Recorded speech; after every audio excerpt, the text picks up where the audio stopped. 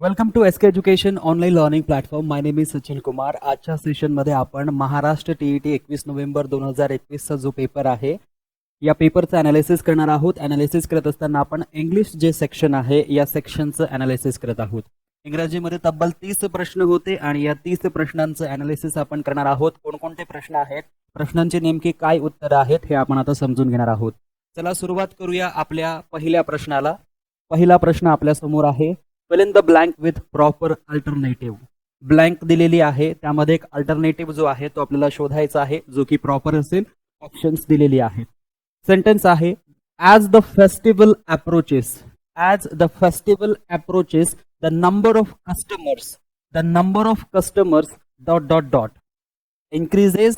The number of customers increases, will be increased, is increasing, will have increased. आता जर आपण या सेंटेन्सला व्यवस्थित पाहिलं तर आपल्या एक गोष्ट लक्षात येत असेल की इथे द नंबर ऑफ लिहिलेला आहे. इथे काय लिहिलेलं आहे? द नंबर ऑफ लिहिलेला आहे. आणि हा जो प्रश्न आहे हा प्रश्न आर्टिकल या चॅप्टरवरील आहे. आपल्याला माहिती असलं पाहिजे की आपल्याला आर्टिकलमध्ये मी 2 पॉइंट शिकवले होते. एक आहे अ नंबर ऑफ आणि दुसरं आहे द नंबर ऑफ. एक आहे अ नंबर ऑफ आणि दुसरं आहे द नंबर ऑफ. या दोघांनंतर प्ल्युरल नाऊन येणार. या दोघांनंतर काय येणार? प्ल्युरल नाऊन येणार. या दोघांनंतर प्ल्युरल नाऊनचा वापर आपण करतो. सो द नंबर ऑफ नंतर बघा कस्टमर्स या ठिकाणी काय आहे? प्ल्युरल आहे. परंतु यानंतर जो व्हर्ब यूज केला जाईल किंवा यानंतर जो काही टेन्स यूज केला जाईल त्याचा जो सपोर्टिंग व्हर्ब असेल तो नेहमी सिंग्युलर असेल. आणि म्हणून सिंग्युलर व्हर्ब जर आपण पाहिला तर बघा इन्क्रीजेस हा एक सिंग्युलर व्हर्ब आहे. विल बी इन्क्रीज हे सिंग्युलर आणि प्ल्युरल दोघांसाठी यूज केलं जातं. इज इन्क्रीजिंग कम्प्लिटली सिंग्युलर आहे. विल हॅव इन्क्रीज जर आपण पाहिलं तर हे फ्युचर मध्ये जात आहे आणि हे विल आपण सिंग्युलर आणि प्ल्युरल दोघांसाठी यूज करत असतो. मग आता बघा द नंबर ऑफ कस्टमर्स या ठिकाणी लिहिलेलं आहे. त्याच्या आधी फेस्टिवल नंतर अप्रोचेस लिहिलेला आहे. सो हा अप्रोचेस आपल्याला हिंट करतोय की हे वाक्य प्रेझेंट इंडेफिनेट टेन्सचं आहे. आणि वाक्य जर प्रेझेंट इंडेफिनेट टेन्सचं असेल तर पुढे प्रेझेंट कंटिन्युअस टेन्स जो आहे तो कंटिन्यू होईल. मग पुढे जर प्रेझेंट कंटिन्युअस टेन्स कंटिन्यू करायचा असेल तर पहिलं ऑप्शन होणार नाही, दुसरं ऑप्शन होणार नाही, तिसरं ऑप्शन आपल्या समोर आहे इज इन्क्रीजिंग, चौथं ऑप्शन देखील आपलं होणार नाही. परंतु यामध्ये कॉमन मिस्टेक सर्वांकडून ही होती की आपण इकडे कस्टमर्स बघतो आणि आपल्याला असं वाटतं की इज अजिबात येणार नाही. कस्टमर्स एकापेक्षा जास्त आहे म्हणून नंतर इज येऊ शकत नाही. परंतु ही एक गुगली आहे. इथेच तुम्हाला कन्फ्युज करण्याचा प्रयत्न केलेला आहे की द नंबर ऑफ नंतर जर प्ल्युरल नाऊन असेल तर व्हर्ब नेहमी सिंग्युलर येत असतो. म्हणून याचं फायनल आन्सर जे असेल ते असेल इज इन्क्रीजिंग. दुसरा प्रश्न आपण पाहूया. दुसरा प्रश्न आहे चूज द करेक्ट अल्टरनेटिव्ह. आणि प्रश्न आहे क्वेश्चन्स विल बी आन्सर्ड. प्रश्नांचं उत्तर दिले जाईल. क्वेश्चन्स विल बी आन्सर्ड प्रश्नांची उत्तरे दिली जातील by dot dot dot of expert. आता या ठिकाणी स्टाफ आहे. स्टाफ हा टीचर्स लोकांचा असतो. आणि एक्सपर्ट लोकांचा जो ग्रुप असतो त्याला आपण स्टाफ म्हणत नाही. त्यानंतर बँड हा म्युझिशियन लोकांचा असतो, जे म्युझिशियन्स असतात आणि जे कलेक्टिव्हली जेव्हा त्यांना यूज केला जातो एक शब्द तेव्हा त्यांच्यासाठी आपण बँड असा शब्द यूज करत असतो. आणि म्हणून एक्सपर्टसाठी आपण बँडचाही वापर करत नाही. मग एक्सपर्ट लोकांचं काय असतं तर एक्सपर्ट लोकांचं पॅनल असतं. आणि म्हणून या ठिकाणी ऑप्शन 3 मध्ये आपल्याला जे पॅनल उत्तर दिलेलं आहे हे अगदी बरोबर आहे. आणि त्यानंतर जर आपण पाहिलं तर बंच देखील होऊ शकत नाही. बंच हा कशाचा असतो? कीज, चाब्यांचा बंच असू शकतो किंवा ग्रेप्स जे आहेत, द्राक्ष जे आहेत त्यांचा बंच असू शकतो. त्यामुळे स्टाफ होणार नाही, बँड होणार नाही, बंच होणार नाही. पॅनल जे आहे ते एक्सपर्ट लोकांचं असतं आणि म्हणून या ठिकाणी पॅनल हे राईट आन्सर असेल. त्यानंतर जाऊया आपण पुढच्या प्रश्नाकडे. Fill in the blank with alternative and the sentence question is this is the dot dot dot news. ही कशी न्यूज आहे तर ही एक लॅटर न्यूज आहे, नंतरची, लेटेस्ट आत्ताची ताजी फ्रेश बातमी ज्याला आपण म्हणतो, लास्ट म्हणजे शेवटची आणि लेट म्हणजे परवानगी देणे किंवा होऊ देणे. तर या सेंटेन्स मध्ये बघा दिस इज द लॅटर न्यूज असं आपण म्हणू शकत नाही. त्यानंतर आहे दिस इज द लेटेस्ट न्यूज असं आपण म्हणू शकतो. जी बातमी येते ती बातमी आपण म्हणतो ताजी बातमी, ब्रेकिंग न्यूज ज्याला आपण म्हणत असतो ती कशी असते? लेटेस्ट असते. आणि म्हणून या ठिकाणी आपल्याला काय यूज करावं लागणार? लेटेस्ट यूज करावं लागणार. ज्यांचं ज्यांचं उत्तर लेटेस्ट दिलेलं आहे अगदी बरोबर आहे. लास्ट होणार नाही, लेट होणार नाही. त्यानंतर पुढे जाऊया. Choose the correct alternative. This tree is older then that. हे झाड जे आहे त्या झाडापेक्षा ओल्डर आहे. आता ओल्ड या शब्दाचा अर्थ होतो जुना आणि ओल्डर या शब्दाचा अर्थ होतो कुणापेक्षा तरी जुना, कुणापेक्षा तरी ओल्ड. आणि झाड जे आहे एक थिंग आहे आणि त्यामध्ये आपण ओल्ड आणि न्यू म्हणू शकतो. म्हणून झाडासाठी आपण ओल्डर हा प्रयोग करू शकतो की ही जी ट्री आहे this tree is older, is older. त्यानंतर बघा दॅन हा शब्द अगदी बरोबर आहे. That, than that. तर हे सेंटेन्स जे आहे अगदी बरोबर आहे. This tree is older then that.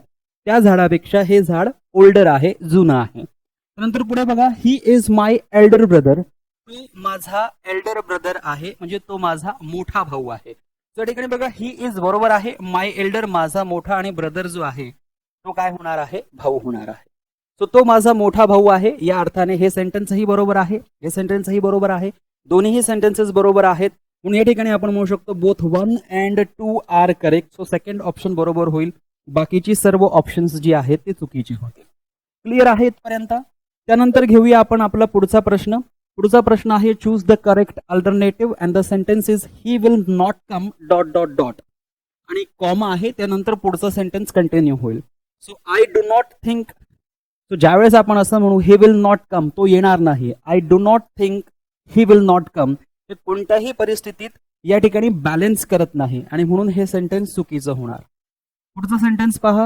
He will not come may think, याचाही कुठेही संबंध येत नाही म्हणून हे देखील चुकीचं आहे. त्यानंतर बघा he will not come I thought, मला वाटलं तो येणार नाही.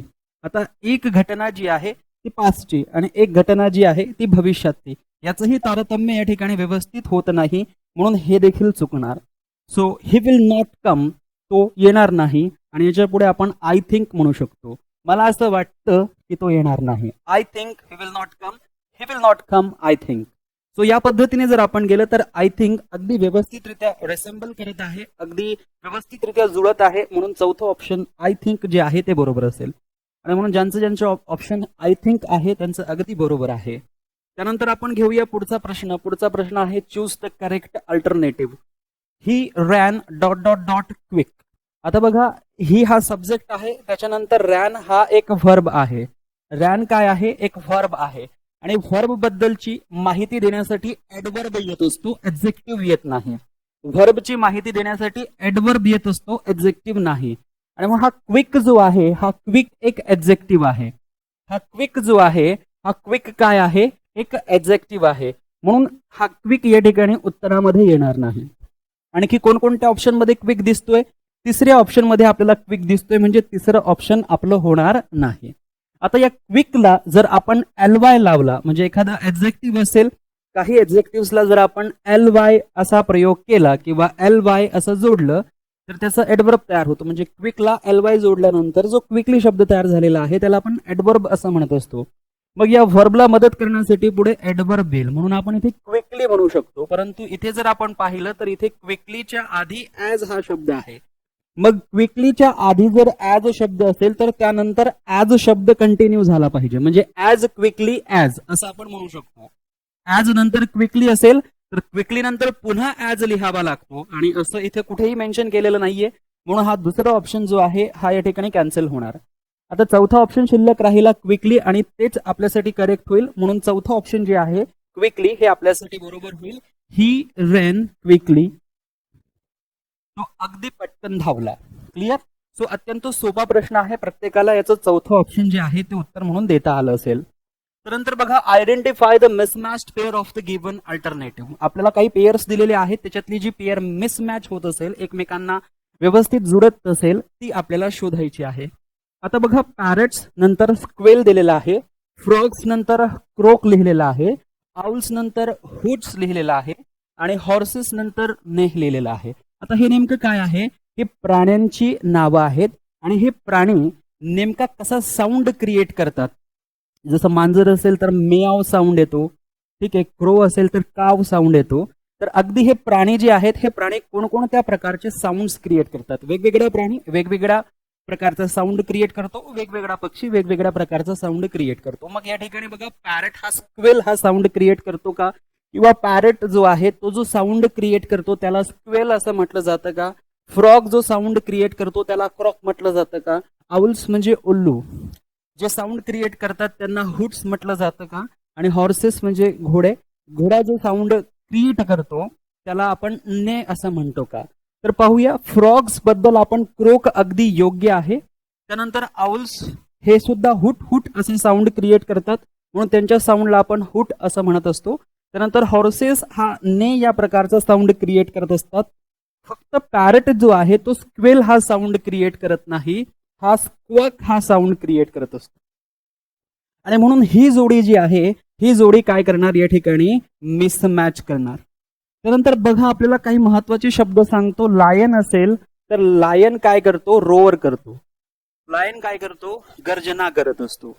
त्यानंतर आपण जर पाहिलं तर क्रो जो असेल, कावळा जो असेल तो काव करतो, CAW का. ओके, तर हे काही महत्वाचे शब्द आहेत. Pirates, frogs, owls, horses. त्यानंतर आपण पाहिलं लायन किंवा क्रो. त्यानंतर डॉंकी जर पाहिलं असेल, डॉंकी जर असेल तर ब्रे असा साऊंड क्रिएट करत असतो. म्हणून हे प्राणी किंवा पक्षी त्यांचे नावं आणि ते जे साऊंड क्रिएट करतात तर त्यांची नावं किंवा त्यांना नेमकं काय म्हटलं जातं त्यावर आधारित हा एक प्रश्न आहे. त्यानंतर आपण घेऊया पुढचा प्रश्न. पुढचा प्रश्न आपल्या समोर आहे. Choose the correct WH type to get underline part.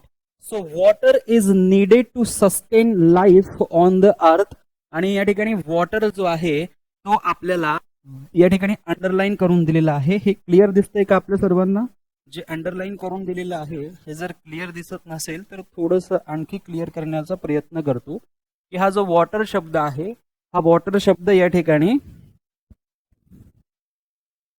Okay, हा वॉटर शब्द आपल्याला उत्तरामध्ये यायला पाहिजे. हा वॉटर शब्द आपल्याला उत्तरामध्ये मिळायला पाहिजे. असं कोणतं WH टाईपचा सेंटेन्स आहे किंवा असं कोणतं WH टाईपचं कोणतं क्वेश्चन आहे ते आपल्याला शोधायचं आहे. बघा, who is needed to sustain life on the अर्थ.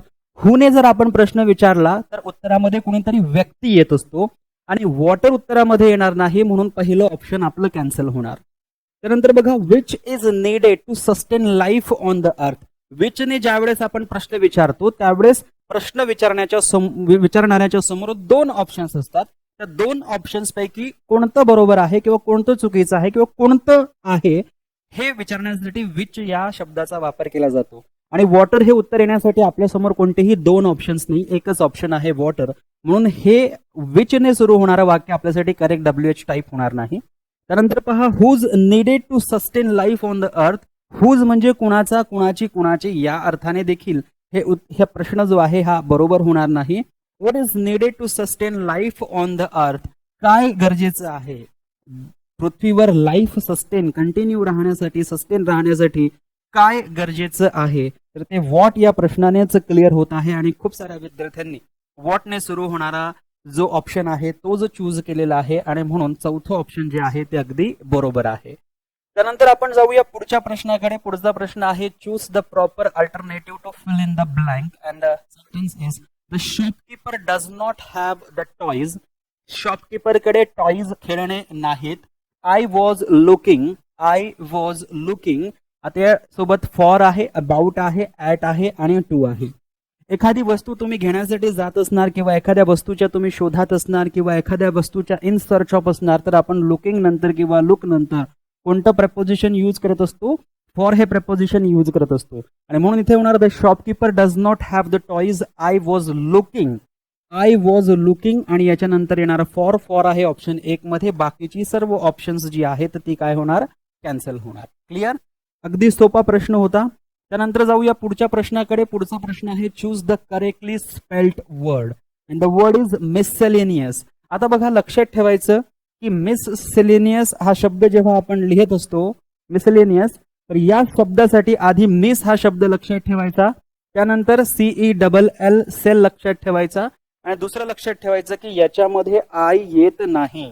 मिसलेनियस या शब्दाच्या स्पेलिंग मध्ये आय येत नाही. तर बघा या ठिकाणी MIC दिलेला आहे, चुकलं. या ठिकाणी MISCELANEOUS अगदी बरोबर स्पेलिंग आहे. इथे जर आपण पाहिलं MICS आहे म्हणून चुकणार. इथे MIS आहे, CELL आहे, परंतु इथे जर आपण पाहिलं तर आय दिसतोय म्हणून हे देखील चुकणार. तर एकच शब्द या ठिकाणी शिल्लक राहिला आणि तो आहे ऑप्शन 2 मिसलेनियस. मी तुम्हाला आणखी असे काही शब्द सांगितले होते की जे फार महत्वाचे आहे की ज्या पद्धतीने आपल्याला एक्झामिनेशन्स मध्ये पुढे विचारले जाऊ शकतात. जसं की ॲज इज नेशन आहे, तर ॲज इज नेशनचं स्पेलिंग कसं लिहायचं? ASS लिहायचा, पुन्हा एक ASS लिहायचा, म्हणजे हा जो ग्रुप आहे हा ग्रुप पुन्हा एकदा कंटिन्यू करायचा. ठीक, त्याच्यानंतर आय लिहायचा, त्याच्यानंतर आय लिहायचा आणि त्याच्यानंतर नेशन हा शब्द लिहायचा. नेशन हा शब्द लिहायचा, as is nation. So as is nation या शब्दाचा अर्थ काय होतो? मर्डर. या शब्दाचा अर्थ काय होत असतो? मर्डर असा अर्थ होतो. मराठीतून आपण याला म्हणतो हत्या. So as is nation of Mahatma Gandhi असं म्हटलं जातं. त्यानंतर पुढे आणखी एक शब्द सांगितला आहे मी तुम्हाला, क्विंट हा शब्द लक्षात ठेवायचा. Quint, QUINT, Quint. क्विंट या शब्दाचा अर्थ होतो चार. क्विंट या शब्दाचा अर्थ होतो चार. आणि याच्या पुढे एसेन्शियल हा शब्द लिहायचा. याच्या पुढे एसेन्शियल हा शब्द लिहायचा. सो क्विंट एसेन्शियल हा शब्द तयार होतो. क्विंट आणि एसेन्शियल या दोन्ही शब्दांनी मिळून क्विंट एसेन्शियल हा शब्द तयार होतो. याचा अर्थ होतो सर्वार्थाने. याचा अर्थ होतो सर्वार्थाने, म्हणजे चारी बाजूने आपण ज्याला विचारपूर्वक म्हणत असतो तो होतो क्विंट एसेन्शियल. तर असे बरेच शब्द आहेत की जे तुम्हाला लक्षात ठेवायचे आहे. मी तुम्हाला कर्नलचं स्पेलिंग सांगितलं होतं, मी तुम्हाला व्होकॅब्युलरीचं स्पेलिंग सांगितलेलं आहे, मी तुम्हाला ज्वेलरीचं स्पेलिंग सांगितलेलं आहे. अशा प्रकारचे वेगवेगळे शब्द जे आहेत ते आपल्याला एक्झामिनेशन्स मध्ये विचारले जातात. पुढचं क्वेश्चन बघा, choose the proper article to fill in the blank. Sentences iron is the dot dot dot useful metal. खूप वेळेस झालेला आहे. Gold is dot dot, gold is dot dot dot useful metal. तुम्हाला सांगितलेलं आहे की मेटल हा शब्द जो आहे एक नाऊन आहे. नाऊनच्या आधी युजफुल हा शब्द आहे आणि युजफुल या शब्दाचा उच्चार करत असताना यू म्हणजे य असा उच्चार होतो आणि य असा उच्चार होत असल्यामुळे आपल्याला या ठिकाणी ॲन वापरता येणार नाही. सो पहिल्यांदा हा जो ॲन असेल हा ॲन येथून कॅन्सल होईल. ज्यावेळेस य असा उच्चार होतो तेव्हा आपण आर्टिकल ए चा वापर करत असतो. So iron is a useful metal असं येणार. ऑप्शन 3 मध्ये ए बरोबर आहे ते होईल. ॲन चुकीचं होईल, द चुकीचं होईल. नो आर्टिकलचा विषय येत नाही कारण आपल्याला इथे आर्टिकल जोडावा लागतो. बऱ्याच जणांनी या प्रश्नामध्ये देखील चुका केलेल्या आहेत. सेम हीच सेंटेन्सेस आपण आपल्या ऑनलाईन कोर्समध्ये घेतलेली आहेत. तुम्ही बघू शकतात, मागचे सर्व व्हिडिओ रिवाइज करा, तुम्हाला हे सर्व पॉईंट्स त्या ठिकाणी पाहायला मिळतील. त्यानंतर पहा, select the correct cardinal number of for the given. A million. A म्हणजे काय? एक, आणि 1 मिलियन, 1 मिलियन. आता 1 मिलियन म्हणजे किती? 10 लाख. सर्वांनी लक्षात ठेवायचं, 1 मिलियन म्हणजे किती? 10 लाख. 1 मिलियन म्हणजे किती? 10 लाख. आणि आपल्याला माहिती आहे की लाख हा शब्द आला की किती शून्य येतात? 5 शून्य येतात. सो बघा, 10 लाख साठी हे आपण इथे लिहिले 5 शून्य. ओके, हा गणिताचा प्रश्न हवा होता परंतु हा इंग्रजीमध्ये घेतलेला आहे फक्त मिलियन या शब्दामुळे. की आजकालचे जे जनरेशन आहे किंवा आजकालची जी मुलं आहेत यांना मिलियन आणि बिलियन हेच शब्द समजतात, लाख करोड हे शब्द समजत नाही. आणि म्हणून टीईटीचा पेपर आहे, भविष्यातील जे विद्यार्थी असतील ते मिलियन हा शब्द जो आहे तो जास्त यूज करतील. म्हणून शिक्षकांना मिलियन या शब्दाचा करेक्ट मिनिंग माहिती असला पाहिजे, नेमके किती शून्य येतात किंवा नेमका तो आकडा किंवा नंबर जो आहे कसा असेल. तर या पद्धतीने असेल 3 शून्य आणि 3 शून्य म्हणजे 6 शून्य. तर 6 शून्य आपल्याला कुठे दिसत आहेत? बघा, 1 3 3. तो या ठिकाणी आपल्याला चौथ्या ऑप्शन मध्ये दिसत आहेत 1 मिलियन. सो ही सर्व ऑप्शन्स जी आहेत हे काय होतील? कॅन्सल होतील. त्यानंतर आपण घेऊया पुढचा प्रश्न. पुढचा प्रश्न आहे, fill in the blank with the correct alternative. Reading is easier dot dot dot speaking. बोलण्यापेक्षा वाचन करणं हे कसं आहे? इझी आहे. बोलणे आणि वाचन करणं या दोन गोष्टींमध्ये या ठिकाणी कंपॅरिझन केलेली आहे म्हणून इथे इझियर लिहिलेला आहे. कंपॅरिझन केलेली असल्यामुळे टू चा वापर होणार नाही, फॉर चा वापर होणार नाही, बी चा वापर होणार नाही. कंपॅरिझन करण्यासाठी जनरली आपण कशाचा वापर करत असतो? दॅनचाच वापर करत असतो आणि म्हणून या ठिकाणी आपलं फायनल आन्सर काय होणार? दॅन होणार. क्लिअर? तो सर्वांना याचं उत्तर जमलं असेल, सर्वांनी दॅनच लिहिलेलं आहे म्हणून सगळ्यांचं उत्तर अगदी बरोबर असेल. त्यानंतर बघा, choose the correct alternative. The sentence is he is dot dot dot for his evil deeds. त्याचे एविल डीड्स जे आहे, डीड्स म्हणजे कर्म, काम, आणि एविल म्हणजे काय, खराब. त्याची जी खराब कृत्य आहेत किंवा त्याचं जे पाप आहे, त्या पापामुळे किंवा त्याच्या चुकीच्या कामांमुळे किंवा त्याच्या एविल डीड्समुळे तो काय आहे, फेमस आहे, सेलिब्रेटेड आहे, नोटोरियस आहे की नोटेड आहे. आपल्याला बघा प्रसिद्ध आणि कुप्रसिद्ध या दोघांमधला फरक माहिती असतो. एखादा व्यक्ती चांगल्या कामांसाठी प्रसिद्ध असतो त्याला आपण फेमस म्हणतात, परंतु एखादा व्यक्ती वाईट कामांसाठी प्रसिद्ध असेल तर त्याला आपण कुप्रसिद्ध असं म्हणत असतो. आणि कुप्रसिद्धसाठी आपल्याकडे कोणता शब्द आहे, नटोरियस आहे, म्हणून बाकीची ही सर्व ऑप्शन्स काय होणार, कॅन्सल होणार. फेमस प्रसिद्ध व्यक्तीसाठी बोललं जाणार. सेलिब्रिटी आपण म्हणत असतो की जे आपल्यासाठी आयडियल असतात किंवा जे खूप मोठी कार्य करतात त्यांना आपण सेलिब्रिटी असं म्हणत असतो. आणि नोटेड हा शब्द तर या ठिकाणी अननेसेसरी आहे. पुढचा शब्द बघा, choose the correct antonym of the given word and the word is acquisitive. आता ॲक्विजिटिव्ह या शब्दाचा अर्थ होतो लालची. एखादा व्यक्ती जो लालची असेल किंवा कंजूस असेल किंवा खूप कमी पैसे खर्च करत असेल अशा व्यक्तीला ॲक्विजिटिव्ह असं म्हटलं जातं. मग याचा सिनॉनिम कोणता आहे, मायझरली. याचा सिनॉनिम अजून कोणता आहे, फ्रिगल आहे. याचा सिनॉनिम कोणता आहे, ऑस्टर आहे. हे सर्व सिनॉनिम्स आहेत. म्हणजे मायझर आपण म्हणतो ना, मायझर कंजूस आहे, मायझरली कंजूस असलेला व्यक्ती, सो तोच काय असतो, लालची असतो. त्यानंतर ऑस्टर जो फक्त स्वतःच बघतो त्या व्यक्तीला ऑस्टर असं म्हटलं जातं. फ्रिगल जो व्यक्ती खूप कंजूस असतो आणि खूप कमी पैसा खर्च करतो त्याला आपण फ्रिगल असं म्हणत असतो. त्या ठिकाणी बघा काय विचारलेलं आहे, चूज द करेक्ट अँटोनिम. आपल्याला अँटोनिम विचारलेला आहे, विरुद्ध अर्थाचा शब्द विचारलेला आहे. आणि विरुद्ध अर्थाचा शब्द आहे बघा या ठिकाणी आर्डंट. आर्डंट या शब्दाचा अर्थ होतो उत्साही किंवा आर्डंट या शब्दाचा अर्थ होतो खुले दिलवाला इंसान, की जो कोणत्याही परिस्थितीत काही खर्च करायला तयार असतो. So he is ardent. म्हणून या ठिकाणी आपलं करेक्ट आन्सर होणार ऑप्शन 4 आर्डंट. क्लिअर. त्यानंतर घेऊया आपण आपला पुढचा प्रश्न. Fill in the blank with the correct alternative. And duck, duckling, air, आणि इथे पुढे आपल्याला विचारलेलं आहे. आता हा नेमकं काय आहे. डक म्हणजे सर्वांना माहिती आहे बदक, आणि डकलिंग म्हणजे काय, बदकाचं पिल्लू. बदकाचं जे पिल्लू असतं त्याला आपण काय म्हणतो, डकलिंग. सो जर डकचं पिल्लू डकलिंग आहे तर हेअरचं पिल्लू म्हणजे ससा जो आहे त्याच्या पिल्लाला आपण काय म्हणणार.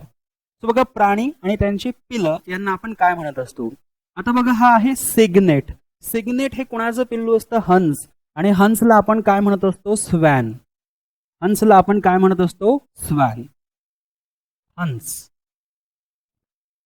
त्यानंतर हे आहे टॉडपोल, परंतु या ठिकाणी हा स्पेलिंग थोडा मिस्टेक आहे, TADPOLE, TA, टॅडपोल. सो हे आहे बेडूक. बेडूक जे आहे फ्रॉग, फ्रॉगच्या पिल्लाला आपण काय म्हणत असतो, टॅडपोल. आणि पिगलेट माहिती असेल, जिथे पिग हा शब्द येत आहे तर ते कशाचं पिल्लू असेल, पिगचं पिल्लू असेल. मग आता एकच शिल्लक राहिलं. जर सिग्नेट आपण पाहिलं तर हंसाचं पिल्लू, टॅडपोल जर आपण पाहिलं तर बेडूक फ्रॉगचं पिल्लू, आणि पिगलेट जर आपण पाहिलं तर पिगचं पिल्लू. मग एकच शेवटी शिल्लक राहिलं, लेव्हरेट. सो लेव्हरेट साठी कशाचा वापर, म्हणजे हेअरचं जे पिल्लू असेल त्याला आपण काय म्हणणार, लेव्हरेट. सो इथे आपण म्हणू शकतो हेअर, आणि हे होणार लेव्हरेट. सो ऑप्शन 4 जे आहे ते आपल्यासाठी फायनल ऑप्शन आहे. क्लिअर. त्यानंतर घेऊया आपण पुढचा प्रश्न. Choose the correct passive voice from the given sentence. The sentence is why do you waste time. आता बघा हा WH क्वेश्चन आहे, आणि या WH मध्ये जर आपण पाहिलं तर वाय ने सुरुवात झालेली आहे. त्याचं पॅसिव्ह व्हॉइस करत असताना सुरुवात जी आहे ती वाय नेच होणार. त्या ठिकाणी बघा इथे देखील वाय आहे, इथे देखील वाय आहे, चारही ऑप्शन्स मध्ये आपल्याला वाय दिसतोय. आता बघा इथे आहे डू, इथे काय आहे, डू. डू कोणत्या टेन्सला रिप्रेझेंट करतो, प्रेझेंट इंडेफिनिट टेन्स. मग प्रेझेंट इंडेफिनिट टेन्सला पॅसिव्ह व्हॉइस मध्ये कन्वर्ट करायचं असेल तर आपण काय करतो, M is R plus V3 करत असतो. M is R plus V3 करत असतो. म्हणून आपल्याला वाय नंतर एकतर M किंवा इज किंवा आर पाहिजे. इथे इज आहे बरोबर, इथे हॅज आहे चुकीचं, इथे इज आहे बरोबर, इथे इज आहे बरोबर. यानंतर बघा हा जो शब्द आहे टाइम, हा ऑब्जेक्ट आहे, आणि आपल्याला माहिती आहे की पॅसिव्ह व्हॉइस मधील ऑब्जेक्ट ऍक्टिव्ह व्हॉइस मधील ऑब्जेक्ट पॅसिव्ह व्हॉइस मध्ये सब्जेक्ट बनत असतो. म्हणून हा टाइम आता इज नंतर येणार. तर बघा इज नंतर इथे देखील टाइम आहे, हे तर कॅन्सल झालेलं आहे, इथे देखील टाइम आहे, इथे देखील टाइम आहे.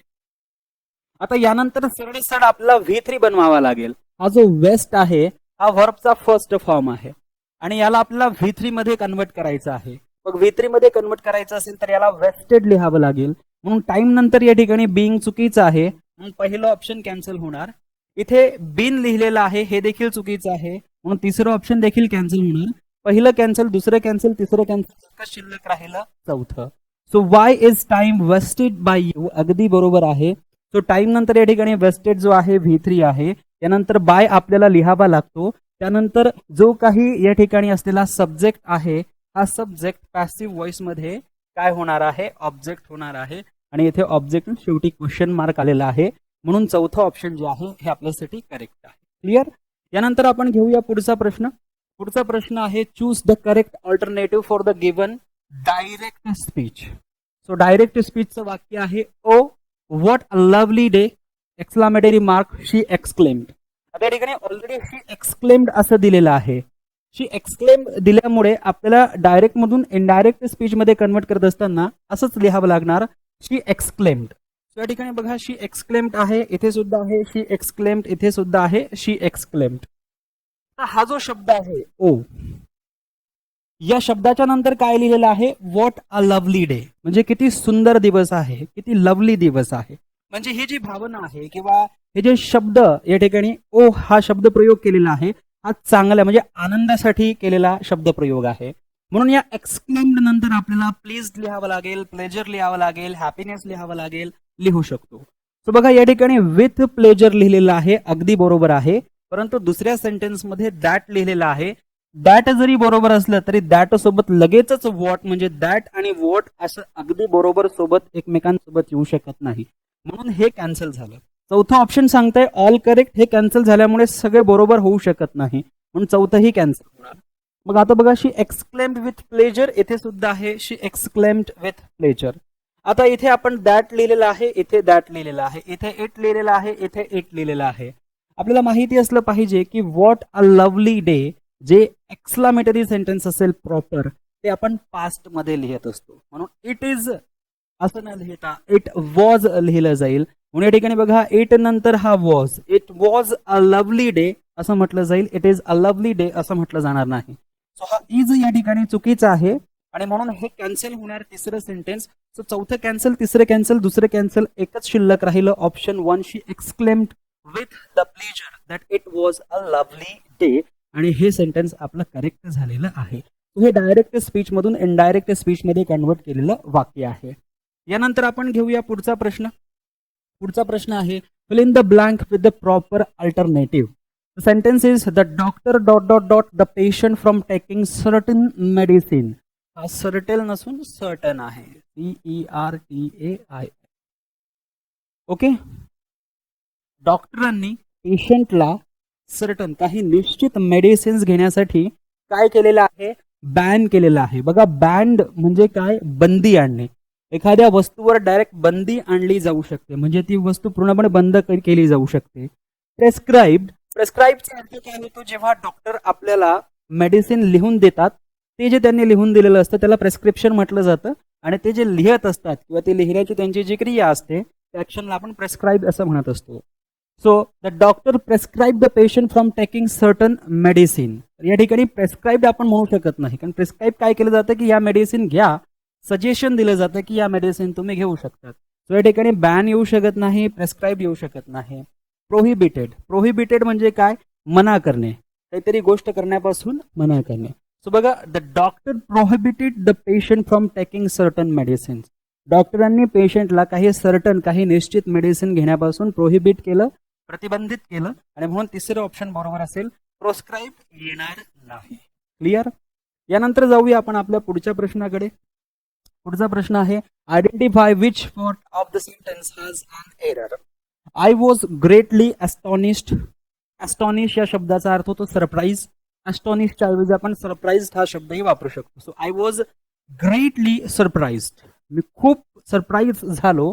Wien I came to know, जेव्हा मला कळलं किंवा जेव्हा मला समजलं, that my friend is coming to see me, की माझा मित्र मला बघायला येत आहे, after a gap of about 20 years.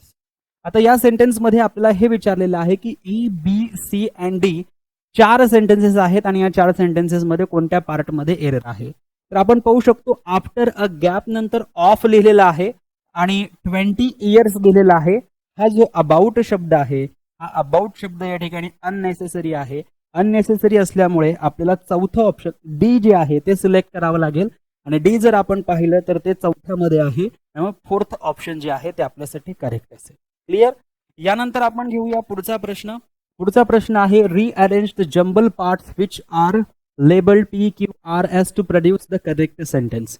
इथे बघा PQRS ने 4 सेंटेन्सेस दिलेले आहेत. ते चारही सेंटेन्सेस आपल्याला करेक्ट ऑर्डर मध्ये रिअरेंज करायचे आहे, जेणेकरून त्याच्यामधनं एक मिनिंगफुल आणि करेक्ट सेंटेन्स तयार होईल. Choose the correct sequence. Sequence correct कोणता आहे तो चूज करायचा आहे. द पर्सन, व्यक्ती. आता द पर्सन नंतर बिकॉज ही इज पुअर घेऊ शकत नाही. द पर्सन नंतर the person work hard and efficiently हे आपण घेऊ शकतो. म्हणजे क्यू आपलं पहिलं सेंटेन्स येऊ शकतं. परंतु आपण जर ऑप्शन मध्ये पाहिलं तर ऑप्शन मध्ये कुठेही क्यूने सेंटेन्स स्टार्ट झालेलं नाही. त्यानंतर बघा द पर्सन नंतर कॅन नॉटचा वापरही आपण करू शकतो. So the person can not work hard and efficiently म्हणजे आर नंतर आपण क्यूचा वापर करू शकतो. सो आर नंतर क्यू असलेलं असं कोणतंही ऑप्शन या ठिकाणी दिसतंय का? एक ऑप्शन दिसतंय हे. परंतु त्याच्या आधी तो म्हणतोय की एस हे सेंटेन्स घेतलं पाहिजे.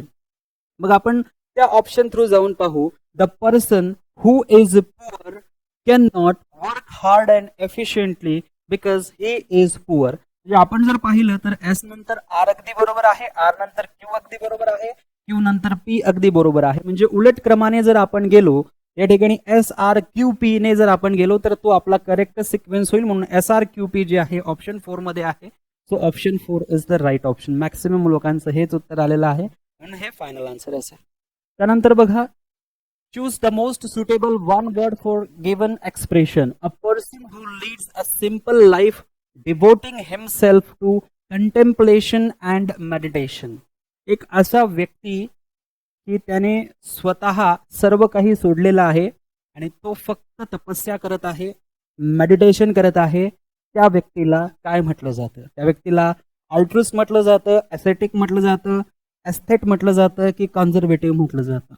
अल्ट्रुइस्ट हा एक असा व्यक्ती आहे की हा लोकांच्या कल्याणासाठी काम करत असतो, वेलफेअरसाठी काम करत असतो, म्हणून अल्ट्रुइस्ट या ठिकाणी येणार नाही.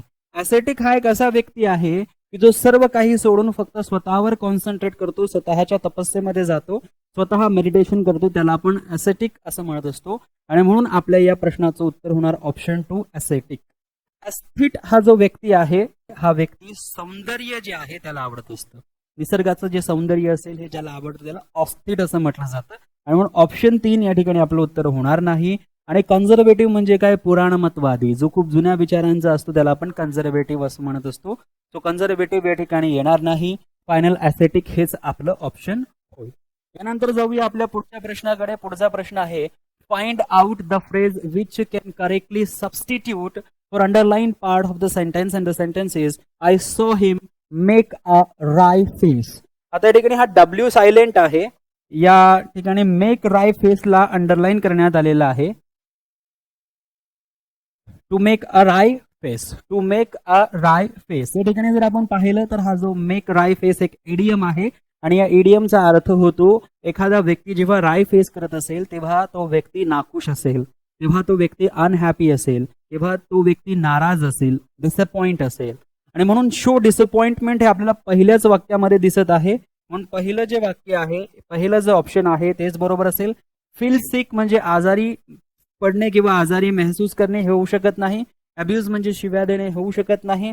क्राय विथ पेन म्हणजे पेनने क्राय करणे होऊ शकत नाही. I saw him make a wry face म्हणजे I saw him showing disappointment. नाराज असलेल्या स्थितीत मी त्याला पाहिलं. यानंतर